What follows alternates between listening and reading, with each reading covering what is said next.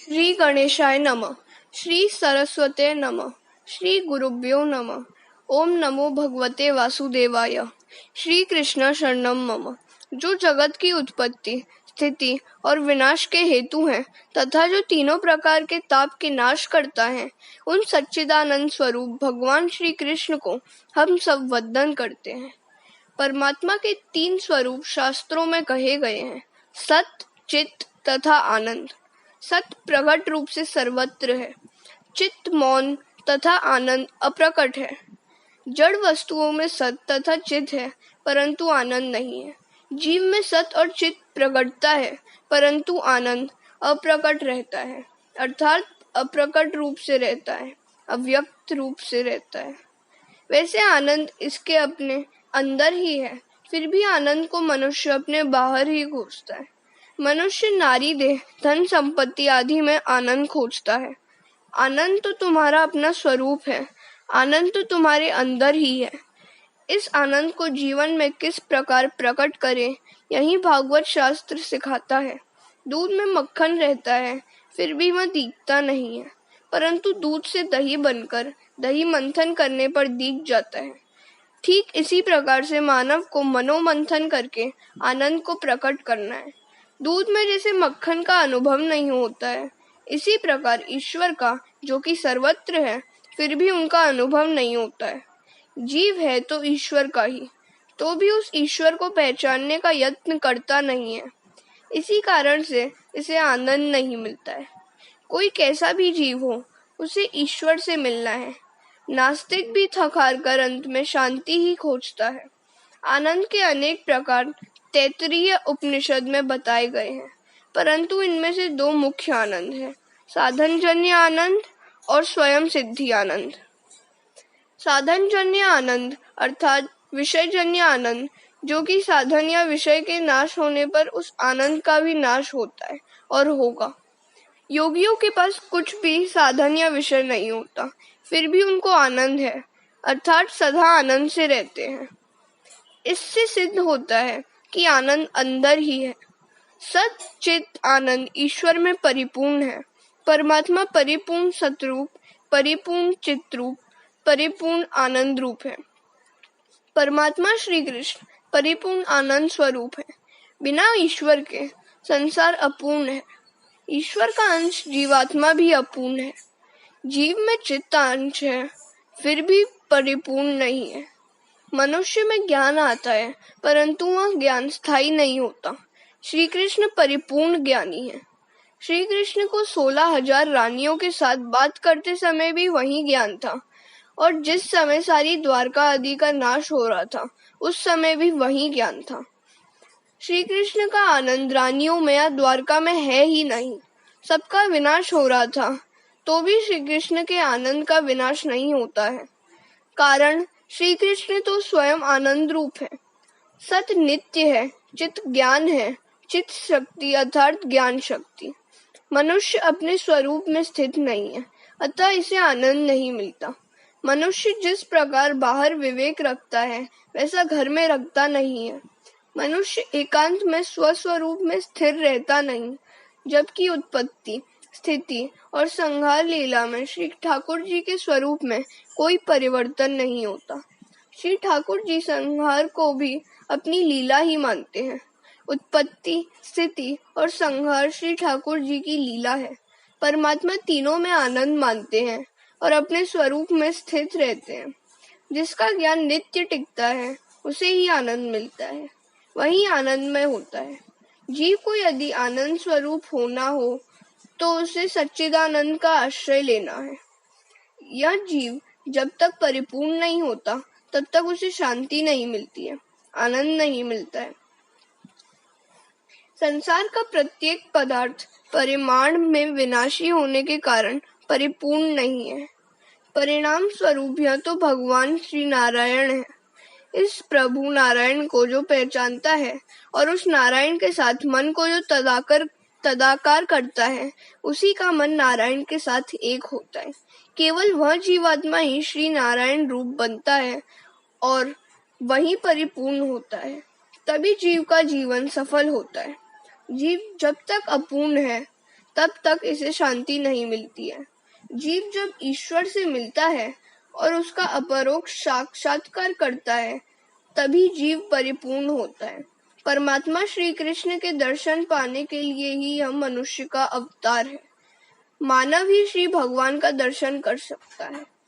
पशु को तो अपने स्वरूप का भी भान नहीं है, तो वह बेचारा परमात्मा के दर्शन तो करे ही कैसे। परमात्मा के दर्शन के बिना जीव सफल नहीं होता है। जो परमात्मा का दर्शन करता है, उसी का जीवन सफल है। यह जीव अनेक वर्षों से, अनंत जन्मों से भोग भोगता चला आ रहा है, फिर भी इसे शांति तो मिली नहीं। यह शांति तो तब मिले कि जब जीव को परमात्मा का दर्शन मिले। श्री कृष्ण परमात्मा के दर्शन के बिना जीव को परिपूर्ण शांति नहीं मिलती है। हरे कृष्णा। परमात्मा का दर्शन और दर्शन के 3 प्रकार। दर्शन के 3 प्रकार शास्त्रों में बताए गए हैं। पहला, स्वप्न में प्रभु की झांकी होती है, यह हुआ असाधारण दर्शन। दूसरा, मंदिर और मूर्ति में परमात्मा के दर्शन हो तो यह मध्यम दर्शन है। और तीसरा, ईश्वर का अपरोक्ष दर्शन, यह उत्तम दर्शन है। परमात्मा का अपरोक्ष साक्षात्कार जब होता है तब जीवन सफल होता है। वेदांत में साक्षात्कार के 2 प्रकार कहे गए हैं, परोक्ष ज्ञान और अपरोक्ष ज्ञान। ईश्वर किसी एक स्थान पर है, ऐसा जो माने वह परोक्ष साक्षात्कार है। ईश्वर के बिना कुछ नहीं है, ईश्वर ही सब कुछ है। मैं भी ईश्वर से भिन्न नहीं हूँ, यह है ईश्वर का अपरोक्ष साक्षात्कार। जिसे मैं स्वयं ब्रह्म हूँ, अहम ब्रह्मास्मि, ऐसा ज्ञान अनुभव होता है, उसे अपरोक्ष साक्षात्कार हुआ है, ऐसा कहा जाता है, माना जाता है। देखने वाला ईश्वर को देखते ही ईश्वरमय बनता है, तभी उसे ईश्वर का अपरोक्ष साक्षात्कार होता है। ईश्वर का ही सब में अनुभव करते करते जो उसी में एक रूप हो जाता है, केवल वही ईश्वर के परिपूर्ण स्वरूप को जान सकता है, पहचान सकता है। और वेदांत में इसी को अपरोक्ष साक्षात्कार कहते हैं। ईश्वर जगत में किसी एक स्थान में है, यह ज्ञान भी अपूर्ण है। ईश्वर सर्वव्यापक है, यह केवल एक मूर्ति में या मंदिर में रह नहीं सकते हैं, समा नहीं सकते हैं। मंदिर में प्रभु के दर्शन कर लेने पर ज्ञानी पुरुष जहाँ दृष्टि जाती है वहीं भगवान रूप का अनुभव करते हैं। मंदिर में प्रभु के दर्शन करके बाहर आने पर प्रत्येक में परमात्मा का दर्शन करें। मन जहाँ जाए वहाँ ईश्वर का दर्शन करें, यही है ईश्वर का असाधारण दर्शन। जो परमात्मा मुझ में है वही सब में है। इसी प्रकार अखिल जगत जिसे ब्रह्म स्वरूप दिखता है, वही ज्ञानी है। सब में परमात्मा का अनुभव करते करते उसे अपने स्वरूप में भी परमात्मा का अनुभव होता है। परमात्मा के परोक्ष दर्शन से कोई विशेष लाभ नहीं होता है, परंतु जीव जब परमात्मा का अपरोक्ष दर्शन करता है तभी कृतार्थ होता है। ज्ञानी पुरुषों को तो अपने स्वरूप में भी श्री कृष्ण भगवान दिखते हैं, यही अद्वैत है। श्री कृष्ण लीलाएं इसलिए हैं कि इन लीलाओं का चिंतन करती गोपियां अपने स्वरूप में भी परमात्मा का अनुभव करती हैं। लीला देखन मैं गई, मैं भी हो गई लाल। गोपियों को अपने स्वरूप का विस्मरण हुआ है और कहती है मैं ही श्री कृष्ण हूँ। अपने प्यारे कृष्ण का सब में अनुभव करती गोपियां श्री कृष्णमय बनी है। जिसे अपने अंदर परमात्मा का दर्शन होता है, वही जीव परमात्मा में मिल जाता है। अपने अंदर जिसे परमात्मा दिख जाते हैं, उसके बाद वह जीव ईश्वर से जुदा नहीं रह सकता, वह ईश्वर में मिल जाता है। यही श्री भागवत का फल है। ज्ञानी ज्ञान से परमात्मा का, ब्रह्म का परोक्ष साक्षात्कार करते हैं, जबकि वैष्णव भक्त प्रेम से परमात्मा का परोक्ष साक्षात्कार करते हैं। ईश्वर जीव को अपना कर जब अपने स्वरूप का दान देते हैं, तभी जीव पूर्ण होता है। बिना ईश्वर के सारा संसार अपूर्ण है, जीव अपूर्ण है, अतः इसे शांति नहीं है। नारायण ही पूर्ण है। सच्ची शांति नारायण में है। नर नारायण का अंश है, अतः नर तो नारायण में ही समा जाना चाहता है। श्री नारायण की पहचान कराने वाला और श्री नारायण में लीन होने का साधन यह श्रीमद् भागवत शास्त्र है। हरे कृष्णा। कर्म मार्ग ज्ञान मार्ग और भक्ति मार्ग ये नारायण का अंश है। इसे तो उसी में मिल जाना है। इसके लिए शास्त्रों में अनेक उपाय कहे हैं। एक ज्ञान मार्ग, दूसरा भक्ति मार्ग, तीसरा कर्म मार्ग। उपनिषदों के ज्ञान से ईश्वर का अपरोक्ष साक्षात्कार होता है। परंतु श्री व्यास जी ने विचार किया कि उपनिषदों की भाषा गूढ़ है, सामान्य मनुष्य इसे समझ नहीं सकेंगे। उपनिषदों का ज्ञान तो दिव्य है, परंतु अपने जैसे विलासी लोग वैसे दिव्य ज्ञान का अनुभव नहीं कर सकेंगे। कारण मनुष्यों के जीवन अति विलासी है, इसलिए ज्ञान मार्ग से जीव ईश्वर के पास जा सके यह असंभव है। अति वैराग्य से बिना ज्ञान मार्ग में सफलता नहीं मिलती है। ज्ञान की बुनियाद है वैराग्य। ऐसा अति वैराग्य प्राप्त करना कठिन है। श्री सुखदेव जी महाराज को ऐसा अति वैराग्य प्राप्त हुआ था। जन्म होते ही उन्होंने वन की ओर प्रयाण किया था और पिता से कहा था, आप पिता नहीं हैं और मैं पुत्र नहीं हूँ। वे त्याग का उपनिषद करते हैं। शास्त्र सब कुछ छोड़ने को कहते हैं। शास्त्र तो कहते हैं काम छोड़ो, क्रोध छोड़ो, परंतु मनुष्य कुछ नहीं छोड़ सकता। जो साधारण पान सुपारी भी छोड़ नहीं सकता, वे काम, क्रोध, लोग किस प्रकार छोड़ेंगे? वे घर का त्याग किस प्रकार करेंगे? सर्वसाधारण मनुष्य को तो कुछ करना नहीं है और वह कुछ छोड़ भी नहीं सकता। परंतु वेदांत शास्त्र तो कहता है कि सब कुछ छोड़कर सर्वस्व का त्याग करके ईश्वर के पीछे पड़ोगे, तभी तुम ईश्वर को पहचान सकोगे, उनसे मिल सकोगे। सर्व का त्याग, सर्वस्व का त्याग तो साधारण मनुष्य के लिए सुलभ नहीं है। वेद के 4 भाग हैं। 1 संहिता, 2 ब्राह्मण, 3 आरण्यक, 4 भाष्य। वेदों की समाप्ति उपनिषदों से होती है, अतः उसे वेदांत कहते हैं। आरण्यक में उपनिषद वाला भाग आता है। जिन ग्रंथों का चिंतन ऋषि करते हैं उन्हें आरण्यक कहते हैं। बंगलों में भोग विलासों में रहने वालों का उपनिषदों के अध्ययन में अधिकार नहीं है। अपने जैसे संसार में फंसे जीव उपनिषदों के ज्ञान को पचा नहीं सकते। इन सब बातों का विचार करके भगवान व्यास जी ने श्रीमद् भागवत शास्त्र की रचना की है। उपनिषदों का बताया मार्ग अपने जैसों के लिए सुलभ नहीं है। उपनिषदों का तात्पर्य त्याग में है। जो पान सुपारी, चाय नहीं छोड़ सकते और जो 2-4 घंटे कथा में बैठे तो भी नस्वार, छींकड़ी की डिब्बी छोड़ नहीं सकते, वे काम, क्रोध आदि विकारों को कैसे छोड़ सकेंगे? जो काम सुख का उपभोग करते हैं वे योगाभ्यास कर नहीं कर सकेंगे। भोगी यदि योगी होने जाएगा तो वह रोगी हो जाएगा। ज्ञान मार्ग में जिसका पतन होता है वह नास्तिक बनता है। योग मार्ग में जिसका पतन होता है वह रोगी बनता है।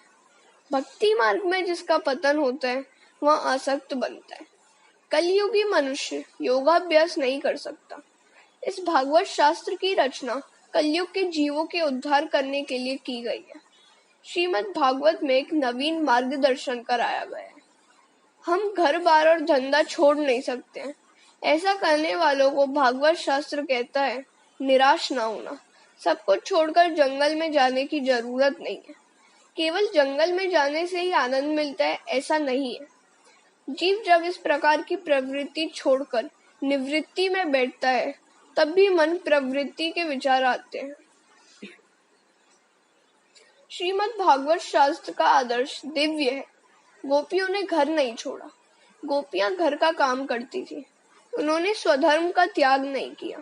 वे वन में नहीं गई, फिर भी वे श्री भगवान को प्राप्त कर सकी है। श्री भागवत शास्त्र ऐसा मार्गदर्शन कराता है कि योगी को जो आनंद समाधि में मिलता है वही आनंद आप घर में रहते हुए भी प्राप्त कर सकेंगे। घर में रहकर भी आप प्रभु को प्रसन्न कर सकते हैं, प्राप्त कर सकते हैं, परंतु आपका प्रत्येक व्यवहार भक्तिमय हो जाना चाहिए। गोपियों का प्रत्येक व्यवहार ही भक्तिमय बन गया था। घर में रहकर भी श्री भगवान का दर्शन हो सकता है। गोपियों को घर में ही परमात्मा का दर्शन हुआ है। गोपियां यही मानती थी कि जहाँ हम जाती हैं हमारा श्री कृष्ण हमारे साथ है। ब्रज में ऐसी गोपियों के दर्शन करके उद्धव जी का ज्ञानवर्ग उत्तर कर गया था। गोपियों के सत्संग के साथ उद्धव जी कहने लगे, नंद बाबा के ब्रज में रहने वाली इन गोपियों की चरण रज को मैं बारंबार प्रणाम करता हूँ और इसे मस्तक पर चढ़ाता हूँ। अरे, इन गोपियों ने भगवान श्री कृष्ण की लीला कथाओं के संबंध में गुणगान किए हैं। वे तो तीनों लोगों को पवित्र कर रहे हैं और सदा सर्वदा पवित्र करते रहेंगे। गोपियां सब में श्री भगवान को निहारती हैं। वे कहती हैं, इस वृक्ष में, लता में, फूल में, फल में मुझे मेरा प्रभु दिखता है। मेरा कृष्ण तो मुझे छोड़कर जाता ही नहीं है। गोपियों को घर में ही श्री परमात्मा का साक्षात्कार हुआ है। श्री भागवत में कहा है कि घर में रहो, अपने व्यवहार करो, फिर भी परमात्मा को प्राप्त हो सकोगे। घर में रहना पाप नहीं है, परंतु घर को मन में रखना पाप है। सबको साधु होने की जरूरत नहीं है। यदि आप सब संन्यास ले लेंगे तो साधु सन्यासियों का स्वागत कौन करेगा, उनका सम्मान कौन करेगा। हरे कृष्ण। गोपियों की प्रेम लक्षणा भक्ति ऐसी दिव्य है कि उनको घर में रहते हुए भी प्रभु की प्राप्ति हुई है। वे श्री कृष्ण रूप बनी है। इस प्रकार श्री कृष्ण में जिसका मन मिलेगा वह श्री कृष्ण रूप हो जाएगा। ऐसे अलौकिक भक्ति मार्ग का भगवान व्यास नारायण इस भागवत शास्त्र में वर्णन करेंगे और इसी भक्ति द्वारा परमात्मा का साक्षात्कार होगा।